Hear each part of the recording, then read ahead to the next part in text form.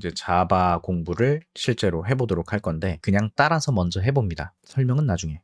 일단 오라클 사이트로 갈 건데 여기 들어가서 찾는 것보다 그냥 JDK 17 이렇게 검색을 하면 자바 SE 17 아카이브 다운로드라고 링크가 있어요. 그래서 이걸 클릭해서 아래로 쭉 내려가 보시면 자바 SE 디벨로먼트 킷 17 버전이다 라고 해서 나와 있고 앞에 리눅스용, 맥 OS용, 윈도우즈용 뭐 이런 게 있죠.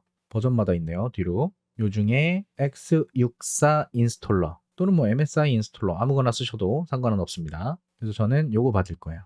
요거 받을 건데 잘 받아지네요. 자, 다운로드를 받았고요. 다운로드를 받으면 이렇게 다운로드가 됐을 겁니다. 그냥 얘 실행하시면 돼요. 예 하고 그러면 뭐라 나오는데 넥스트 할 거고 요건 알아두세요. 자바가 설치되는 경로예요. 자바가 설치되는 경로.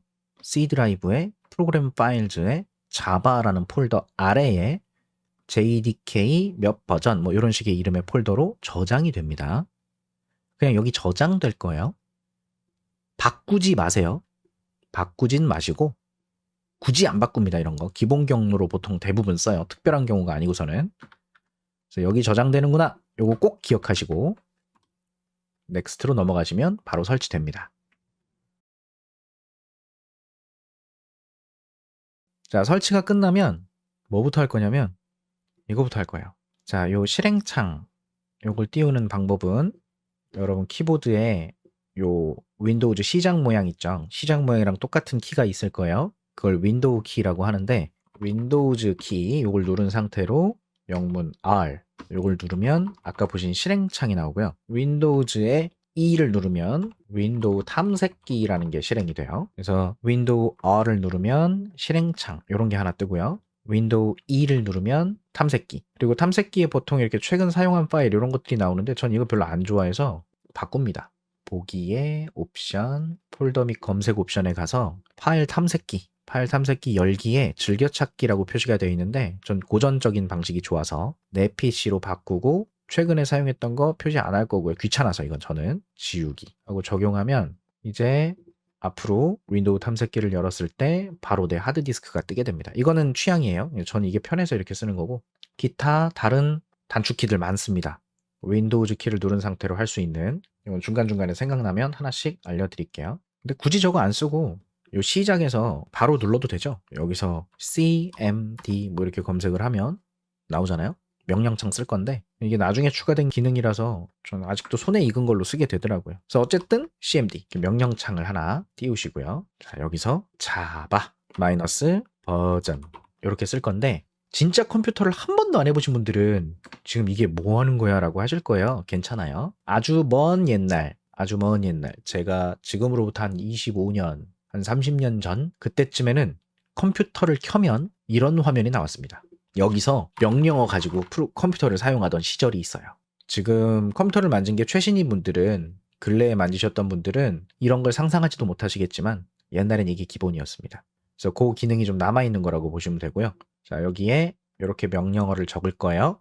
그러면 우리가 지금 자바라는 걸 설치했잖아요. 하드디스크에 그 자바가 설치된 거고 얘를 실행시키겠다라는 얘기고요. 그 녀석한테 옵션을 주고 있어요. 야, 버전이 뭐니? 라고 엔터를 쳐보겠습니다.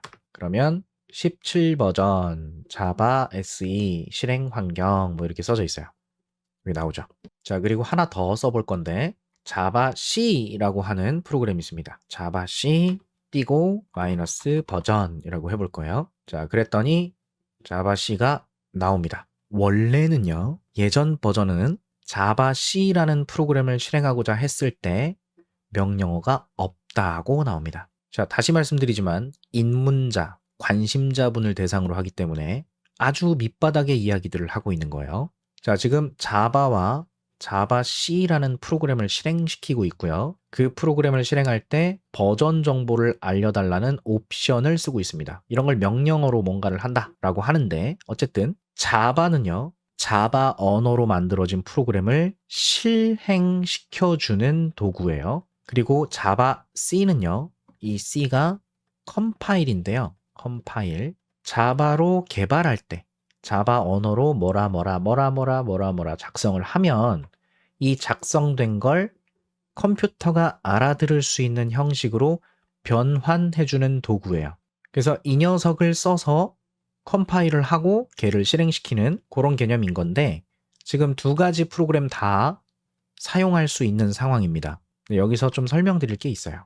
이게 뭐냐면 이 지금 시꺼먼 환경, 이게 명령 환경인데요. 이 환경은 옛날에 쓰던 방식이라고 했죠. 지금은 필요에 따라서 쓰이는 방식이고요. 기본적으로는 이런 그래픽 환경에서 우리가 컴퓨터를 사용하잖아요. 자, 근데 이 명령 환경에서 요 앞에 나와 있는 요거 한번 보세요. 요거. 요게 뭐지? 뭔가 컴퓨터에서 경로 같지 않나요? 자, 여기서 C 드라이브에 유저스가 안 보이죠? 이 유저스는 사용자 폴더를 얘기합니다. 사용자 폴더. 원래 경로는 이게 맞는데 사람들이 보기 편하라고 이렇게 써놓은 거예요. 이건 윈도우즈에서 이렇게 설정되어 있는 거. 사용자에 들어가면 이 컴퓨터를 사용하는 하나의 계정이 보일 겁니다. 거기 들어가 보면 이런 게 나와요. 내 문서, 다운로드 폴더 이런 식으로 갈 수가 있죠. 실제로 윈도우즈에서 사용자를 더 만들면 여기에 폴더들이 더 생기고요. 그 폴더마다 다운로드, 바탕화면 이런 것들이 각각 생겨요. 그래서 계정을 여러 개 쓰시는 분들은 서로 다르게 이런 게 나누어져서 쓰일 수 있게 되는 거죠. 자, 근데 어쨌든 여기요. 위에 주소창을 보면 이렇게 써 있단 말이에요. 이 경로랑 여기 보이는 경로가 똑같죠. 즉, 내가 그래픽 화면으로 운영체제를 통해서 컴퓨터를 사용하느냐 아니면 텍스트, 명령 형식으로 운영체제를 통해서 컴퓨터를 사용하느냐 그냥 UI, 환경 차이입니다. 이걸 아시면 명령창에서 뭘 쓰는 게 별게 아니라는 개념을 아실 수가 있는데 봐봐요. 여기다가 제가 명령어 중에서 윈도우즈에서 쓸 수 있는 게 있는데 dir이라고 있어요. 디렉터리, 폴더의 목록을 보여달라. 요걸 쳐보면 자 이렇게 나옵니다. dir이라고 쳐서 엔터 땅 치니까 이런 모양이 나왔죠. 여기 나온 내용 3D 오브젝트, 컨텍츠, 데스크탑, 도큐먼트, 다운로드 등등등 여기 써 있는 거요. 똑같죠. 이걸 이해하시면 아 명령어 이런 거구나 하시면 되는 거예요. 이렇게 쓸 수 있는 걸 이렇게 쓸 수 있다. 그러면 재밌는 건 이거죠. 여러분 여기서 지금 그래픽 환경에서 좀 전에 자바라는 프로그램을 실행했다고 제가 말씀드렸고요. 그리고 자바 C라는 프로그램을 실행시켰잖아요. 요거 두 개의 프로그램이 어쨌든 실행이 돼서 버전을 알려줬거든요. 근데 여기 그런 프로그램이 있나요? 자바라는 프로그램 여기 있어요? 자바 C? 없죠. 그래픽 환경에서는 여기 보이는 것만 더블 클릭하거나 선택할 수 있어요. 근데 이 명령 환경에서는 분명히 자바나 자바 C라고 하는 게 없단 말이에요. 없는데 실행이 되잖아요. 그죠? 이게 왜 실행이 되는지 그게 바로 패스라는 환경 변수 때문입니다. 이걸 되게 처음에 어려워하시는 분들이 많아서 별게 아니라는 걸 말씀드리고 싶은 거예요. 이거 알아두고 가시면 앞으로 두고두고 써먹는 거니까. 자, 이게 뭐냐면 일단 환경 변수라고 하는 개념이 있는데 이 환경 변수는 운영체제가 지금처럼 이런 명령을 사용하는 환경, 사용자 유저 환경 여기서 필요하니까 미리 저장해둔 어떤 값들을 말합니다. 내가 작업하면서 사용할 어떤 저장된 값 이런 걸 이야기하는 거고요. 걔 중에서 굉장히 다양한 것들이 있는데 걔들 중에서 패스라는 이름의 환경 변수가 중요한 역할을 해요. 그래서 이거 확인 한번 해볼 건데 패스라고 그냥 써보면 이런 게 나옵니다. 패스라고 한 다음 뒤에 이런 게 나와요. 뭐라고 써있죠? C 드라이브의 프로그램 파일즈에 커먼 파일즈에 오라클에 자바에 자바 패스라고 하는 경로 하나, C 드라이브의 윈도우즈의 시스템 32라는 경로 하나, C 드라이브의 윈도우즈라는 경로 하나. 지금 요 세미콜론으로 경로와 경로들이 구분되어져서 들어가 있는 값이 패스예요. 이 녀석의 역할이 뭐냐면 현재 사용자가 여기다가 명령을 쓰면 명령을 쓴다는 건 어떤 프로그램을 실행한다는 얘기입니다. 그러면 현재 위치에서 해당하는 명령이 있는지 확인해 보고요. 있으면 거기 있는 걸 실행해요. 근데 없으면 이 패스에 등록된 경로에 가서 뒤져보고 실행합니다. 즉 내가 여기다가 야 나 자바 좀 실행시켜줘 라고 했을 때 자바가 현재 위치에 있나? 현재? 없어? 그러면 여기 가서 확인해봐.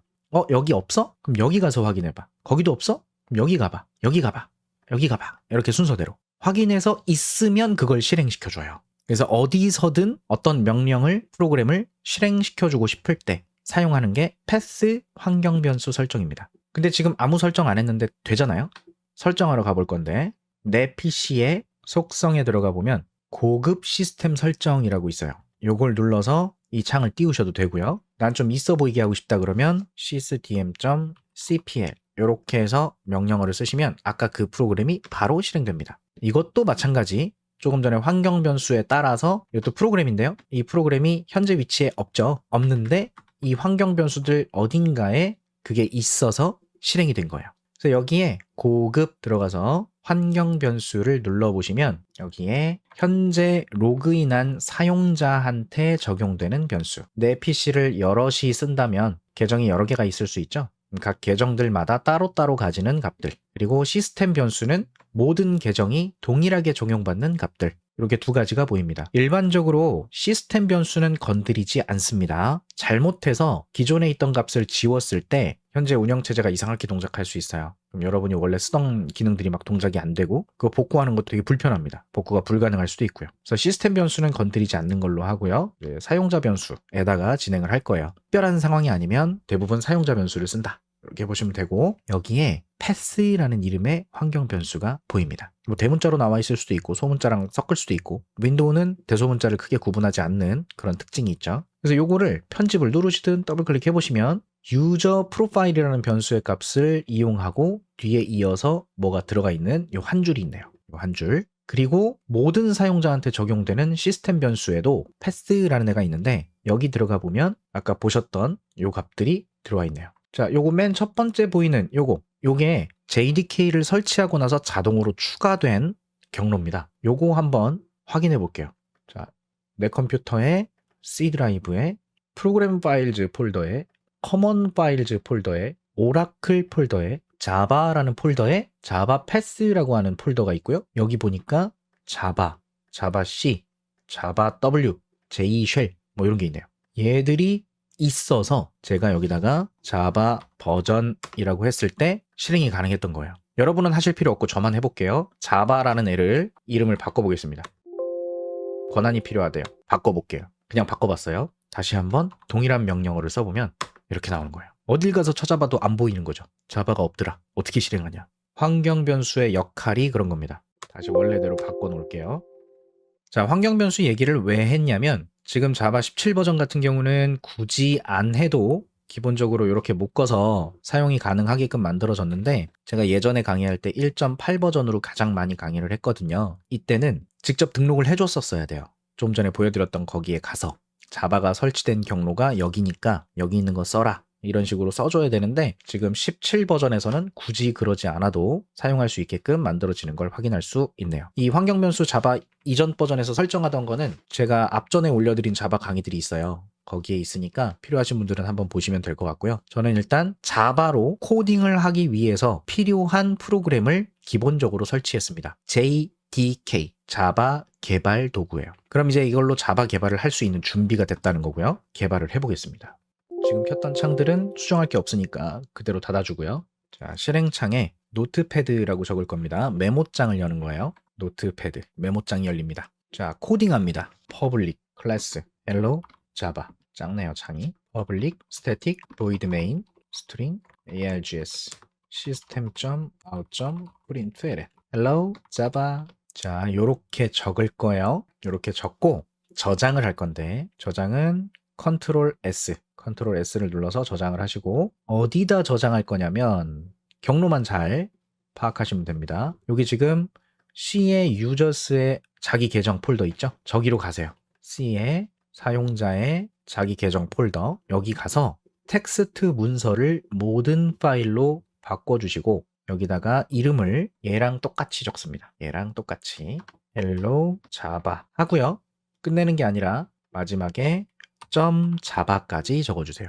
hello java .java. 자바 소스 코드는 확장자. 요걸 .java를 씁니다. C 언어는 .c 이런 식이에요. 그래서 이게 자바 소스 코드구나 이렇게 알아볼 수 있는 이렇게 해서 저장.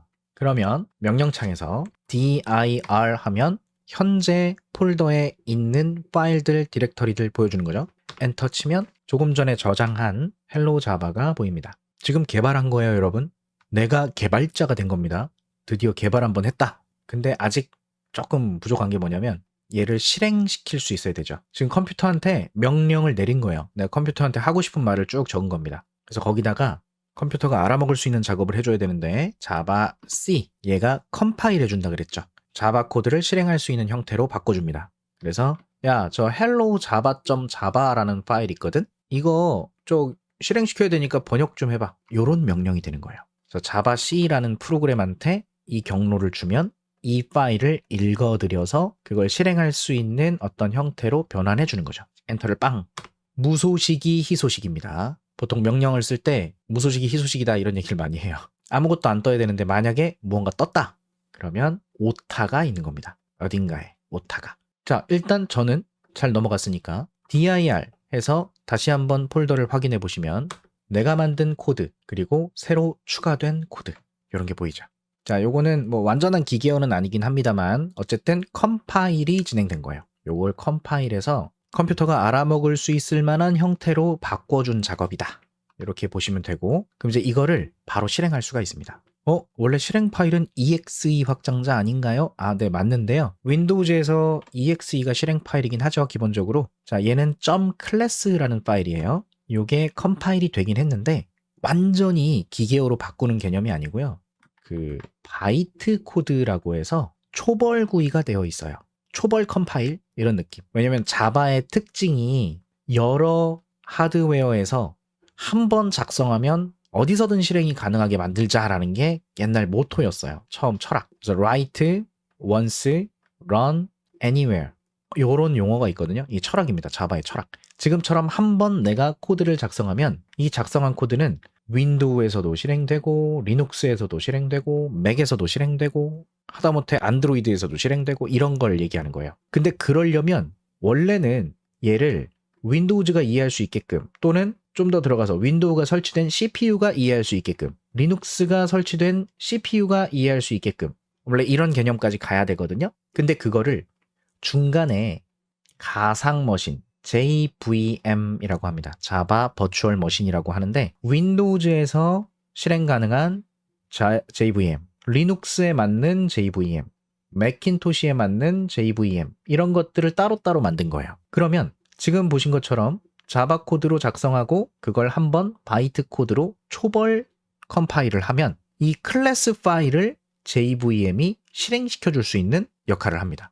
그러니까 나는 한번 코드를 작성했는데 운영체제든 CPU든 뭐 상관없이 이 JVM만 있으면 실행이 가능한 프로그램을 만들 수 있는 거죠. write once 한번 써서 어디서나 어디서든 실행이 가능하게 만드는 철학이죠. 그래서 여기 JVM 얘를 갖다가 뭐라고 하냐면 미들웨어라고 표현을 해요. 미들웨어.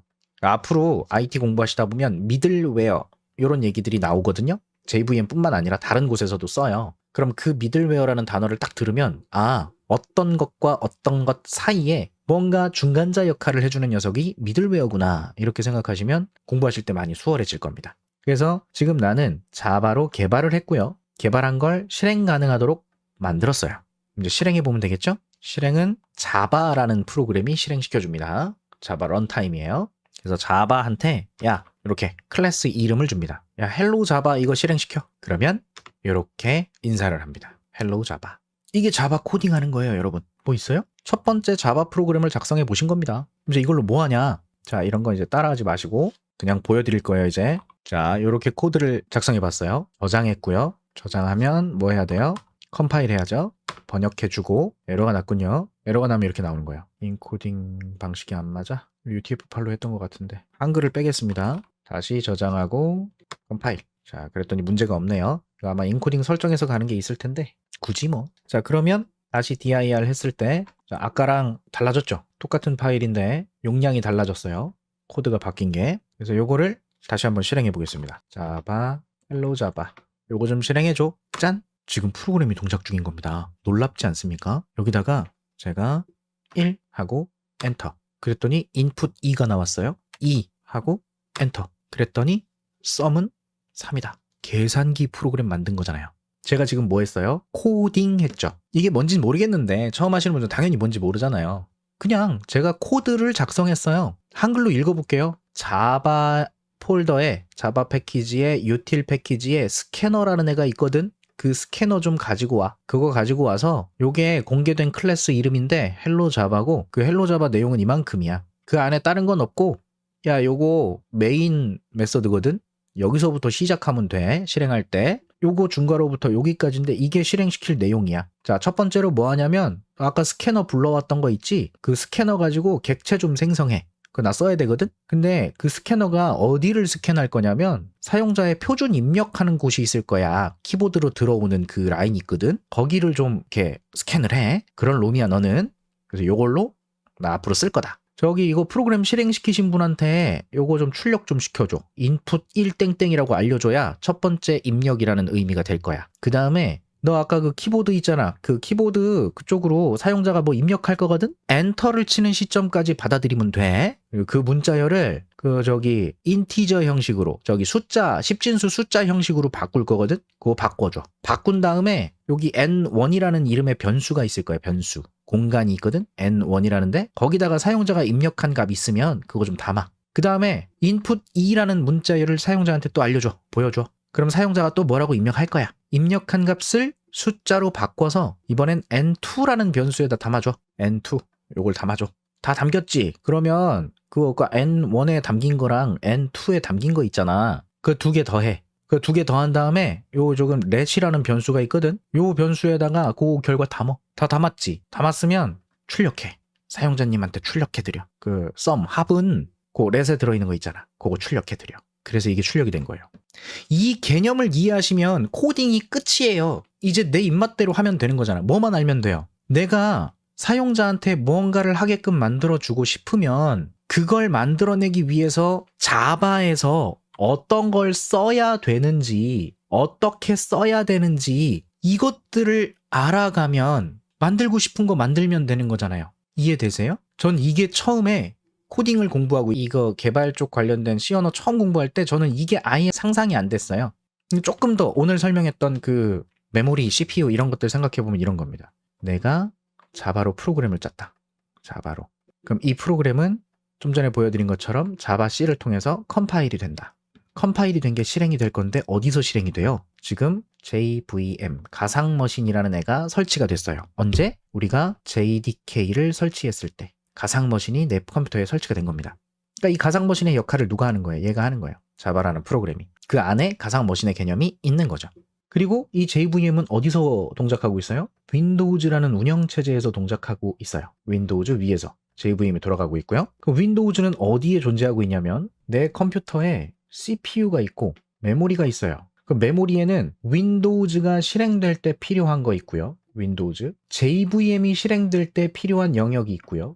JVM이 쓰는 곳이 있는 거예요. 그리고 내가 만든 이 프로그램이 동작할 때 사용되는 메모리 영역도 있는 겁니다. 헬로 자바. 좀 전에 N1, N2, N3라고 하는 뭔지 모르겠는 저 변수의 값들은 여기 들어있던 거예요. 여기에 N1, N2, N3가 있던 겁니다. 그리고 이 코드도 여기 안에 있어요. 이 코드도 이 안에 들어가는 거예요. 실행됐으니까. 그러면 이 모든 처리를 누가 하냐? CPU가 한단 말이에요. 윈도우즈 운영체제 하드디스크에 저장돼 있고요. 그래서 컴퓨터가 부팅되면 필요한 게 메모리에 올라온 거고, 조금 전에 제가 작성한 이 프로그램, 자바 프로그램도 하드디스크에 저장돼 있고요. 자바 가지고 실행시키니까 그게 메모리에 올라와서 동작된 거고요. 이 흐름을 꼭 처음 개발이든 IT든 이쪽 공부하시는 분들이 이걸 아셨으면 좋겠어요. 이게 뭐 컴퓨터 개론, 컴퓨터공학 개론, 뭐 프로그래밍 개론, 뭐 이런 쪽에서 나오는 개념들인데 그 책을 다 읽긴 너무 힘들고 전문 용어가 난무하고 막 그러니까 어렵단 말이에요. 그래서 쉽게 쓰여진 CS 지식이라고 하죠. 컴퓨터공학, 컴퓨터 사이언스 지식들이 있는데 그거 책 보고 공부하시는 거 불편하니까 지금 영상 보고 계시는 거잖아요. 저도 처음에 책 보고 공부할 때 뭔 소리인지 몰랐었고, 근데 강의를 하면서 이것저것 공부하고 알아보고 준비하다 보니까 아, 내가 이걸 몰랐던 이유가 이런 개념을 몰라서였구나. 그걸 제가 깨달아서 최소한 이런 느낌의 개념을 이해하시면 앞으로 공부할 때 많이 편하겠구나 해서 말씀드리는 겁니다. 그래서 오늘 설명드린 개념이 그대로 이어졌죠. 지금 코드를 작성한다는 건 컴퓨터한테 명령을 내리는 거고, 그냥 그 명령을 컴퓨터가 실행할 뿐인 건데 자바로 만든 거니까 뭐 가상머신이니 뭐니 막 이런 게 있는 거고. 자, 여기까지가 기본 개념이 되는 거고 자바 갖고 처음으로 그냥 코딩이라는 걸 해본 거고요. 근데 이 메모장 같은 프로그램에다가 내가 이렇게 작성하고 일일이 컴파일하고 실행시키고 너무 불편하죠. 실제 프로그램은 이렇게 하나의 파일 가지고 만드는 게 아니라 파일이 굉장히 많아져요. 실제 프로그램 작성하면. 그럼 그거 다 일일이 컴파일하고 그거 나중에 묶어서 패키징하고 실행 가능하게 만들고 이런 걸 이제 빌드라고 하거든요. 빌드를 하는 작업이 지금 보신 것처럼 컴파일을 하고 컴파일된 것들을 엮어서 하나의 덩어리로 만드는 작업이에요. 그걸 이렇게 명령어 통해서 일일이 하는 거 너무 힘들잖아요. 옛날 초창기 때는 다 그렇게 일일이 하셨던 거고 그런 게 불편하니까 이제 편하게 할 수 있게끔 여러 가지들이 발전을 한 거죠. 그래서 여러분이 공부할 때 만나게 되는 통합, 개발, 환경, IDE 요걸 이용하면 코드 작성도 도와주고 자동 완성도 시켜주고 오타도 찾아주고 에러도 잡아주고 컴파일도 알아서 해주고 그런 거예요. 실행하려고 하면 필요한 거 다 엮어서 빌드도 알아서 해주고 빌드가 되면 실행도 알아서 해서 결과 바로 보여줄 수 있게 해주는 그런 툴을 통합 개발 환경이라고 하는 거고요. 흔히 여러분이 많이 보고 있는 비주얼 스튜디오예요. 비주얼 스튜디오 코드 아닙니다. 비주얼 스튜디오가 되게 유명한 IDE고요. 자바 개발 쪽에서는 이클립스가 전통적인 IDE 중에 하나고 요즘 많이 쓰는 게 인텔리제이죠. 이런 거 많이 쓰는 거고. VSC 비주얼 스튜디오 코드는 코드 편집기입니다. 텍스트 편집기의 정체성을 갖고 있는 건데 플러그인을 통해서 다양한 환경의 개발을 도와줄 수 있는 것뿐이에요. 엄밀한 의미의 IDE 통합 개발 환경은 아닌 거죠. 통합 개발 환경처럼 만들어갈 수 있는 그런 녀석이라고 보시면 됩니다. 어쨌든 지금처럼 날로 코딩하는 거는 일반적으로 하지 않는 방식이지만 프로그램을 작성하고 실행시키고 사용자가 프로그램을 이용한다는 그 개념을 표현해드리기 위해서 이런 날것의 개념을 한번 본 겁니다. 이렇게 불편하게 안 할 거고요. 이클립스를 사용할 거예요.